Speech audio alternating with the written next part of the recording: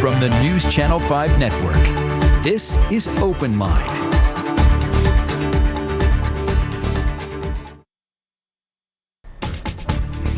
Good evening, everyone, and welcome to Open Line on this Monday evening. Thank you so much for joining us. I'm Carrie Sharp. Tonight, we are diving headfirst right into politics, and I have a great expert to talk with us tonight. And of course, it's Open Line. We'd love to hear your vote as well, or your opinion as well. Go ahead and give us a call. We are talking about the political conventions over the last 2 weeks, and Dr. Thomas Schwartz, a political science professor from Vanderbilt, is joining us tonight. Dr. Schwartz, thank you for being with us. Well, thank you for having me on the program. These conventions, as I said, that took place over the last 2 weeks certainly looked a lot different than they ever have before. What were your big takeaways? Not diving into Democratic versus Republican just yet, we will, but just overall, as you looked at these conventions and watched them, what really struck you? Well, I do think I was taken with the observation that they were four nights of infomercials. I mean, they basically had a program. Each party had a message. They tried to highlight the things they think are most effective for their voters or for the people that want to persuade, and then diminish or at least play down the things that they were most vulnerable on. So the Democrats highlighted their antagonism toward President Trump and toward his personality and character and many of his comments. The Republicans, for their part, tried to paint the Democrats as radical out of the mainstream and did not talk as much, for example, about the coronavirus, which I think is a vulnerability that they perceive that the president has. So they were kind of, as I say, sort of infomercials, four nights of repeated themes with the use of one thing that was interesting is both parties tried to use people from ordinary walks of life as well as leaders. They tried, in a sense, to vary the format at times, come up with different ways. The Democrats scored a hit with the roll call vote with all the different states. The Republicans, for many people, scored a hit by having as many ordinary people or people who had benefited from President Trump's presidency there, especially minorities. So I think that was largely one of the takeaways. And the other takeaway I have is that it does really matter when you don't have a crowd there. And President Trump, of course, managed to have a crowd for his final speech, but it does create a difference. Oh, it certainly did. Even watching, it just kind of felt like some things really fell flat. You were just waiting for everybody to be on their feet and the big applause. And it just couldn't happen. And I think that you even saw some of the speakers, it kind of felt a little awkward for them too at times, because that's what they needed.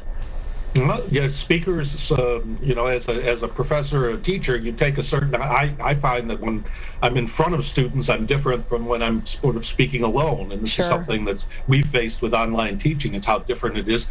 And I can imagine that political leaders who really feed off crowd enthusiasm and they have their certain catch lines, those don't work as well without people there. That's a great parallel between online teaching and then these speeches as well. Okay, this is Open Line. We want to have a conversation with our audience as well. We already have Mike on the line. Good evening, Mike. Thank you for being the first caller tonight. What's your observation from these conventions? Hey, good evening, Carrie, and good evening to your guest. I've got two takeaways. Okay. The Democrats basically were showing a world that's going to be better than the chaos that we have right now in the country. I would like to have a split screen, I wish I could, of President Obama's administration with Joe Biden as vice president and the current administration of Trump, who tries to portray that this is the world you'll be having if Joe Biden is the president, but yet this is his administration that's got all this chaos. I've never seen anything quite like this since the 60s, and I'm in my mid-50s right now. The Democrats basically told the truth, and of a better, peaceful America where we can get back to trying to be tolerant, at least of each other, learning how to help each other as fellow man and sisters. And then the Republicans, this is total opposite, where they broke every hatch law in the book. That's so unprecedented, there's not even anybody to compare it to. They used the grand stage of the White House and everything else, and basically told lies all the way through. So those are the two differences I see. And I tell everybody, if you want peace, vote Democrat and vote blue. You have a good night. Thank you. All right. Thank you, Mike. And, Mike brought up something interesting I was reading about just tonight was some hatch law violations. Can you talk about that, Dr. Schwartz?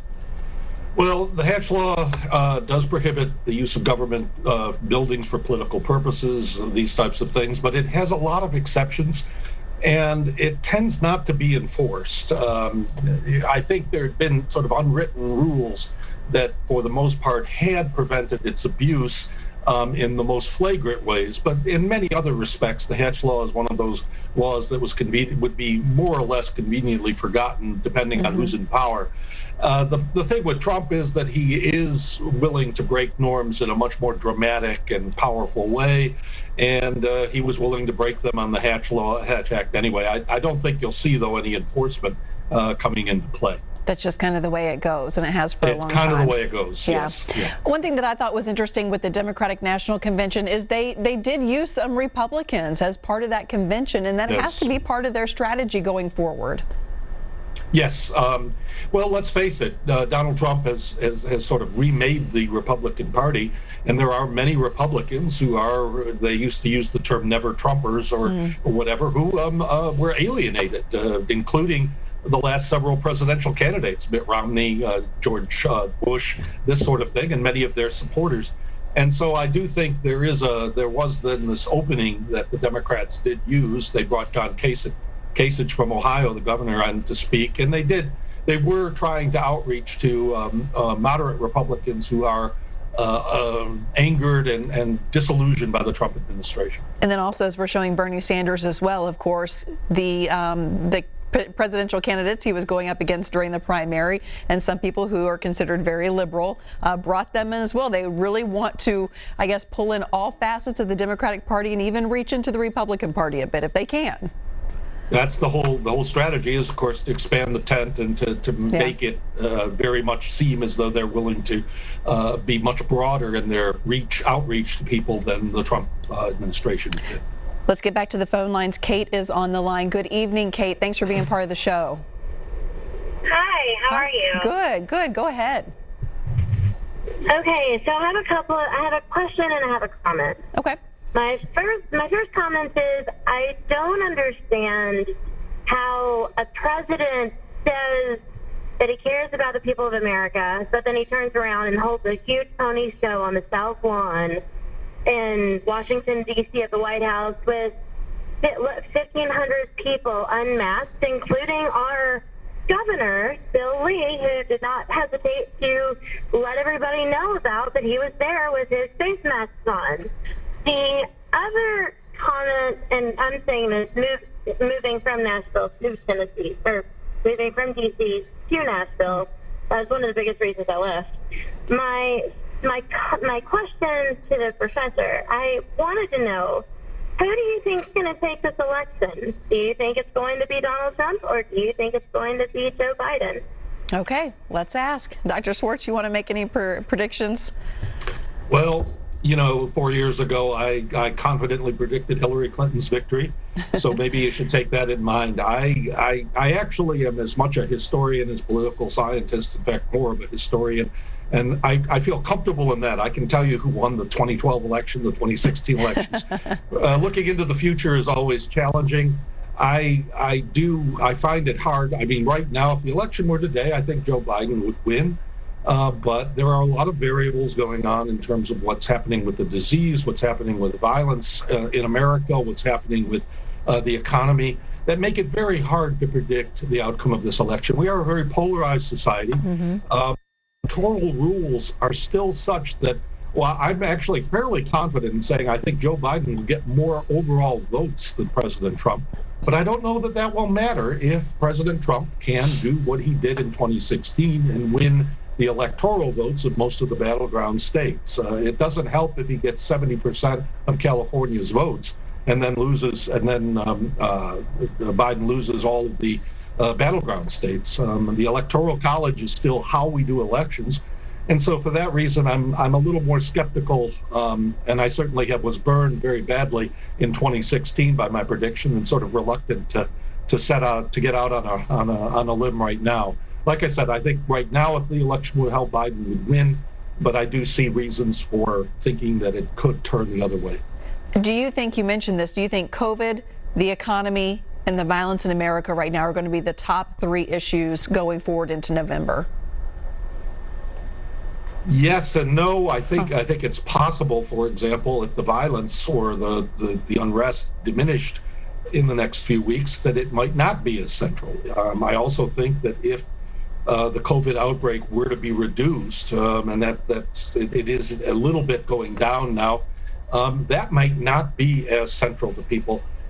We often talk about how the famous expression from the Bill Clinton campaign of 1992, it's the economy, stupid. And in a way, it may come back to the economy. It may come back to whether people feel things are getting better economically, or whether they think that the combination of things and the layoffs and furloughs and everything is going to get worse, and that could sink President Trump's reelection. All right, we're just speeding through this show right through the first segment. I've got to take a commercial break, but Linda, I know you're on the line. Please stay where you are. We'll get to you right after this commercial break.